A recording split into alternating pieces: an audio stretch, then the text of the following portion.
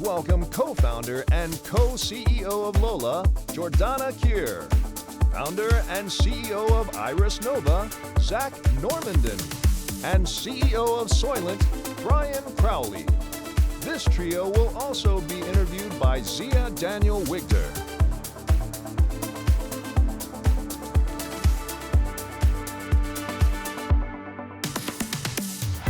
So we're going to do the same brief introductions that we did in the last one. So we have here Zak Normandin, who is the founder and CEO of Iris Nova, which is the parent company of Dirty Lemon, a functional beverage company that sells its products exclusively via text message, and the drugstore, its brick-and-mortar concept. Coca-Cola recently led a $15 million investment into Iris Nova. And Jordana Kier is the founder and co-CEO of LOLA, a reproductive healthcare brand whose products contain no toxins, dyes, or synthetic fibers. The direct-to-consumer startup has raised $35 million in funding. And Bryan is the CEO of Soylent, a brand of meal replacement drinks and bars. Its products are sold online via subscription service and in select retail stores. Soylent has raised $72 million in funding. So I'm going to start out with a question about large companies. So very directly, can they do what you guys have done with your brands?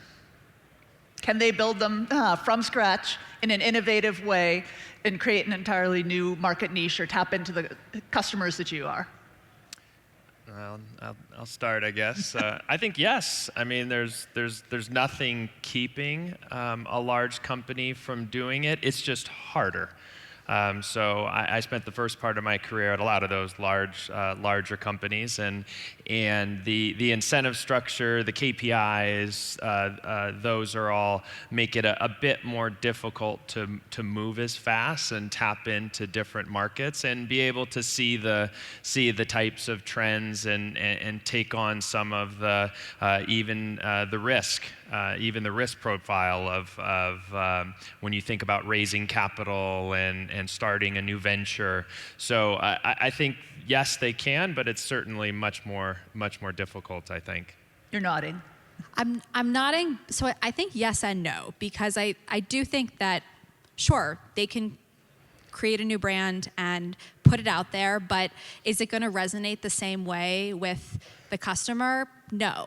And the reason why I feel that way is because, I mean, when we first started LOLA about 5 years ago, we were tapping into what we thought was an unmet need around the fact that women were craving a conversation around what was happening to their bodies from the minute they were going through puberty all the way through menopause and beyond. And they didn't want to engage with these big brands because nobody was reaching out to them and asking them what types of questions they needed answered. So of course you can build a new brand, but can you actually resonate with the end consumer? I don't think so. Okay. Zak, thoughts? So if you look at the beverage industry, we're a beverage company, and the beverage industry has run in the same way essentially since beverages were taken off of horses and put onto trucks or cars, automobiles. The industry has evolved over the years, over the last 100+ years, in that that very consistent way. And it wasn't honestly until Soylent, and maybe there were a few others before them, where that distribution infrastructure was really challenged by a direct consumer business. And Soylent was a huge inspiration for us early on.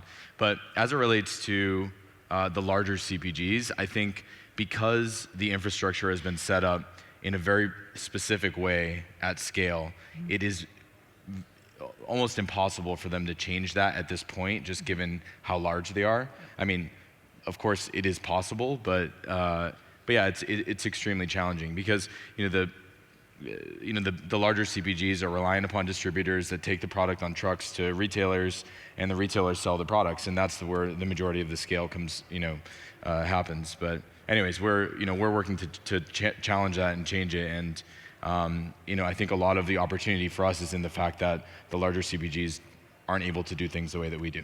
All right. And then the flip side of that is we often hear that these digitally native brands do very well at selling to affluent urban millennials, but are going to have a difficult time sort of moving beyond that one particular segment. Do you guys agree that that's where sort of the sweet spot is for your brands, or do you see it having much broader application? I mean, we were in all 50 states when we launched in the first week. We see that our customer sort of distribution is very much reflective of the U.S.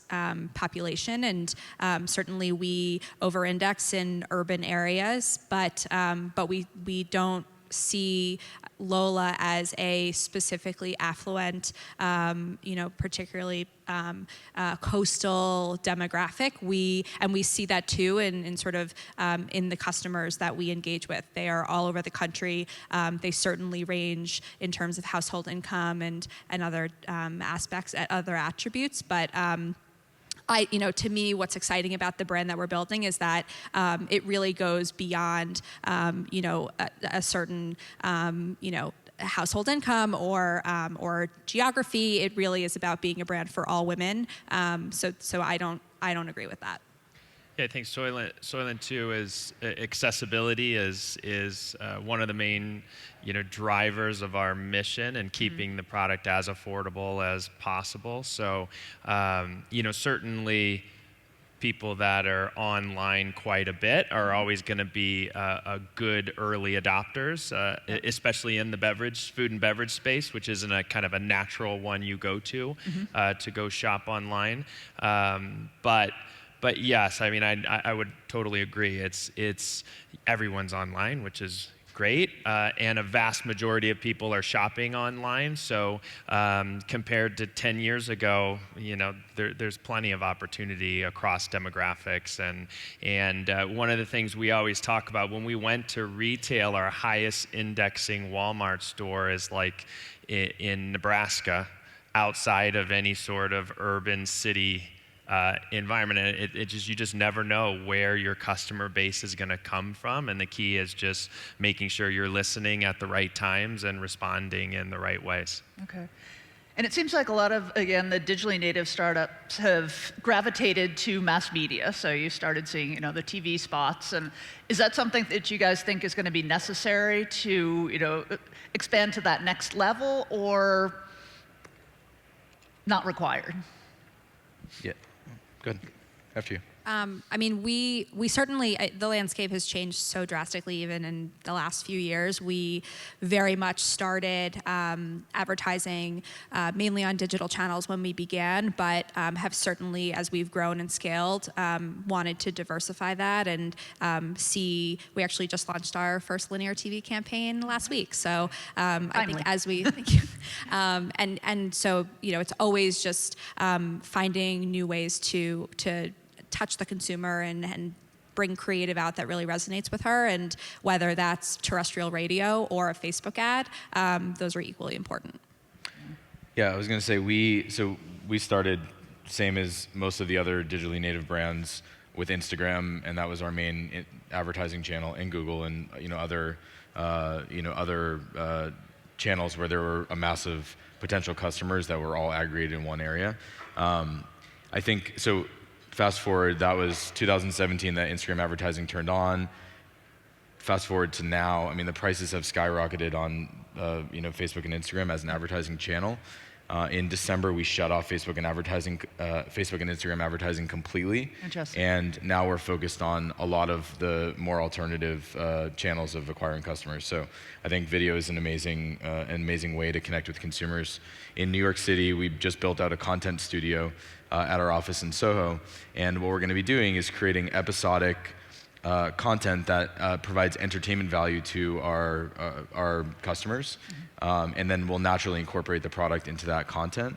So we're looking at alternative means like that I think have a better potential long-term impact, with regard to customer retention. So. And was it really a cost issue that made you stop working with Facebook and Instagram? Yeah, when we first started, we would spend $30,000 a day plus because it was a profitable acquisition of a customer. So, $67 AOV, $30 CAC at a 50% gross margin, and we're making money on every single purchase. Right. It's just not like that anymore, at least not for us, and I think a lot of other brands share that same sentiment. So yeah, so we're forced to look at, in other areas, but also I think the most interesting thing is when you focus on your core customer base and you really focus on retention of the customers that you've already acquired, there's a lot of additional revenue to be gained there, and you can there's a lot of growth to be had in just focusing on your core customers. Okay. And I think the death of the TV spot, right, as everybody likes to talk about it, it's just not true. It's an extremely efficient way, depending on what your objectives are and what you're trying to do and what kind of product you have. But it's very, very efficient. And to us, it's really about what's the best way to get the message out. So when you have functional brands or you have brands that require education, digital is a great tool because you're one click away from more content. Whereas mass is a great way to just get into the consideration set. So there's a bunch of different ways to use it, and one doesn't make you successful or not. Okay. And when it comes to customer acquisition these days, coming from the perspective of a digitally native brand, it seems everyone is asking, okay, do you need to have a physical retail location? Do you need to have wholesale partnerships with retailers or other types of merchants? Thoughts on those two strategies? All of you have at least one, if not both of those. Is that necessary?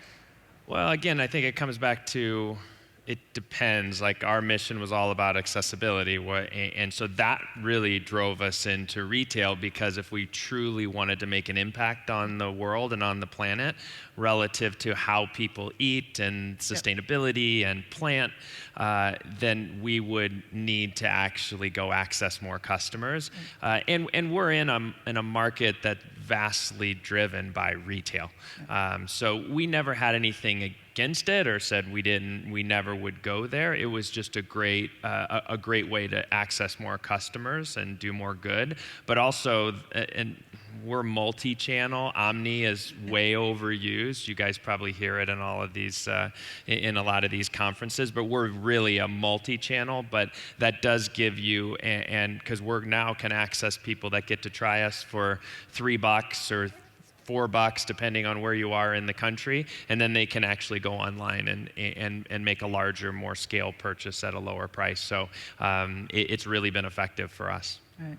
And Jordana, you're interesting because you don't have retailer partnerships, but you do have a lot of other partnerships with fitness centers and other types of organizations. That's right. So pretty soon after we launched, we decided to go and partner with like-minded businesses, fitness centers, where we could be there where she is. But the retail question is a great one, and it's something we're thinking about right now because, to your point, it's like, we want to be a brand for her. We want to be there for her wherever she is, and retail is a place where she goes. And so I think for us, a lot of what we're thinking about is, okay, what is the value of sort of this direct relationship that we've built with her over the last 5 years, because it's extremely special. She's coming to us with specific questions. She's helping inspire us to think about new products that we can bring to market. I mean, our moms were asking us about, if we had something for their 11, 12-year-old daughters. And so we came up with the first period kit after we heard from them. And that's really something that didn't exist before we brought that to market. So the channel of direct-to-consumer is extremely important and crucial to understand kind of what you're putting out to the market is resonating and and that it's giving her delight. But I think, to your point, it's that's one strategy, and what does that look like as part of a larger channel strategy? And how long would it take you to bring to market something like what you were describing? The new packages for younger girls, from the time you sort of conceptualize an idea until you actually bring it to market? Well, it does depend. So that was, I think, more the hard work that went into that was really about the content behind it. So what was really exciting about our first period kit is that it was a bundle of products, but it came coupled with a guide and something that really spoke to the 11, 12-year-old girl in a in a mature way, in a sophisticated way, didn't use euphemisms, but that also the parents, cousins, aunts, whoever was around would feel comfortable about it. So that took a long time. I would say with that specific product, probably somewhere in the 9-month range, with something that's a little more kind of starting from scratch from a physical perspective, Right. more like maybe a year and a half. Okay. And Zach, I'm going to put you on the spot with physical retail, because you do have a physical retail location. I do, yeah. And it's been very strategic for you. Can you talk a little bit about that? Yeah, so we started selling specifically, all direct to consumer through text message through this platform that we developed, and then we were very opposed to selling in stores, and I think as the business evolved, we realized that strategic retail is a great place to acquire customers profitably, and the benefit of being able to go into a store, look at a selection of products, find a product, or choose a product that you like, and then be able to consume it and then reorder the product direct from the brand is what we were trying to solve for. But yeah, we do have our own retail stores now called the drugstores. So historically, or since we launched the drugstore, which was last year, only Dirty Lemon products have been in the fridge. But today we actually announced our first 4 investments in Iris Nova as a platform. And starting later this week, you'll be able to buy any of the products in the Iris Nova portfolio in the drugstore. And the way that concept works is you walk into the drugstore, you can grab a bottle of any of the products that are in a cooler. It fits about 1,000 bottles or cans. And you just text us and tell us what you took. It's all in the honor system. So there's no cashier, there's no one watching people as they walk out of the store, and it's extremely frictionless. So we decided to put these in locations where we knew we already had a concentration of customers, and it's done extremely well. So while that's not necessarily something that we would do at a significant scale, I think it probably works only in major markets. It's been a great brand visibility tool for us, not only in the neighborhoods that it's located in, but in a much broader sense. I mean, the press that we've gotten from that initiative has been incredible. So. Okay. And maybe, can you talk for just a minute about sort of the decision behind what you decided to do in the actual store? Because obviously, digitally native brands have taken a variety of different approaches when it comes to launching their own physical retail locations. How did you decide that, starting with your own products and, making them available on an honor system basis, sort of what did that process look like to get there? We were just trying to figure out how to reduce friction. I mean, it was really always just about the customer experience. So being able to walk in, it's like there's nothing more annoying than walking into a store, and this happens at Whole Foods all the time. I mean, I have the greatest respect for Whole Foods as an organization. I think what they built is incredible. But being in New York City and standing in a line for 15 minutes to buy a salad and a drink is just it's unnecessary. And I know that what we're testing out in the drugstore doesn't necessarily work with, or maybe it does work with other products. I mean, it was more just like, let's try this out and see what happens. We wanted people who lived in the neighborhood to be able to grab a bottle on their way to work, or to maybe grab a bottle on their way home from work. And then it's also just a great visibility opportunity for people that just happen to be walking around. But yeah, the thought process was just let's reduce friction and let's figure out a way to extend this technology platform that we developed to other places outside of the digital space, and that this is the best way to do that within a physical location. Okay. We have just a couple of minutes left, but one topic that I do want to touch on is the whole concept of purpose, which is one that's been widely discussed at the event. Digitally native brands have traditionally done a very good job at communicating what they stand for, their purpose as an organization.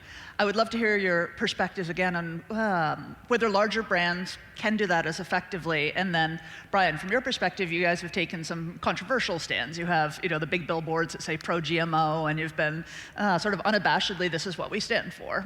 So we'd love to hear all of your perspectives on that. Yeah, I was on a panel yesterday, and we had a lot of good conversation about that. I think authenticity is an overused word. I think for the great thing about some of these brands, certainly the ones up on the stage and a ton that you can actually see out there, is when you have a mission and you live by that mission, then consumers will respond, and then you have to listen, right? So today I'm wearing my Green is Coming shirt, so go on the site on September 25th and you'll find out what that is. But I sometimes wear my pro-GMO shirt. I actually wore it to a natural and organic show as well. What was the reception? It was people taking pictures of me, and so we don't do billboards anymore because that wasn't actually a great execution at the time because we didn't provide outlets for people to continue to get educate.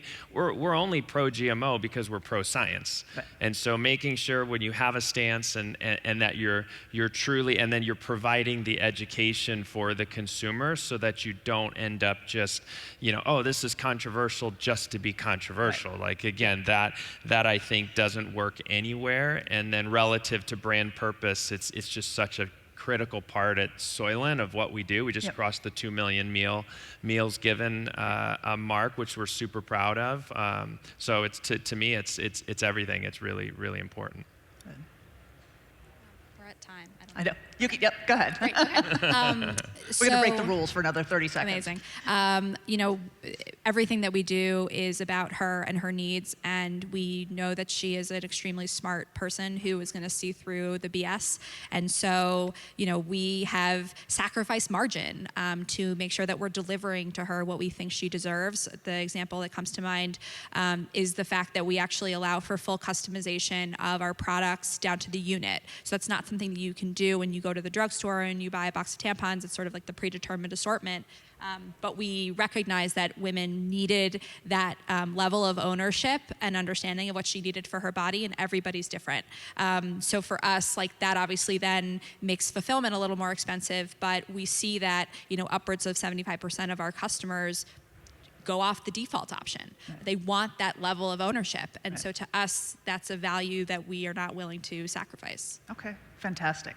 Well, we are out of time, so Zak, Jordana, Bryan, thank you all so much for joining us today. Really excited to have you here.